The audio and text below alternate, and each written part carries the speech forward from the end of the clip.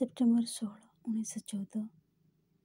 ଶୁଣ ସେହି କଣ୍ଠସ୍ୱର ଯାହା ଉତ୍ଥିତ ହେଉଛି, ଶୁଣ ସେହି ଗାନ ଯାହା ଦିବ୍ୟ ଉଷାକୁ ବରଣ କରୁଛି।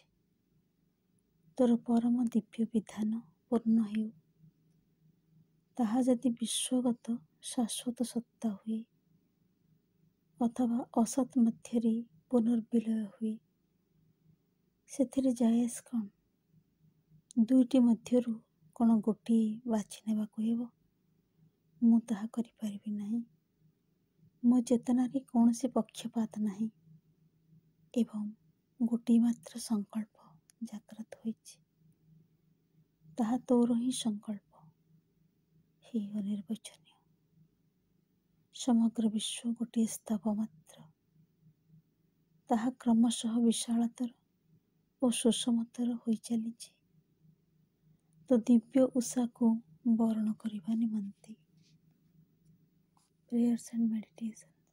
September 16, 1914. Hearken to the voice that rises. Hearken to the chant that is lifted up to hail thy divine dawn.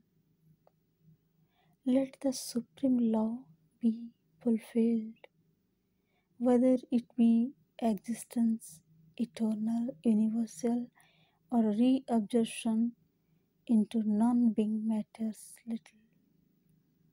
Must one choose between the two?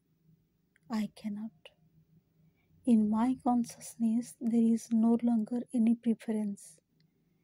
Only one will persist, thine, O ineffable. And all this universe is now only a chant, ever vaster and more harmonious, arising to salute thy divine dawn.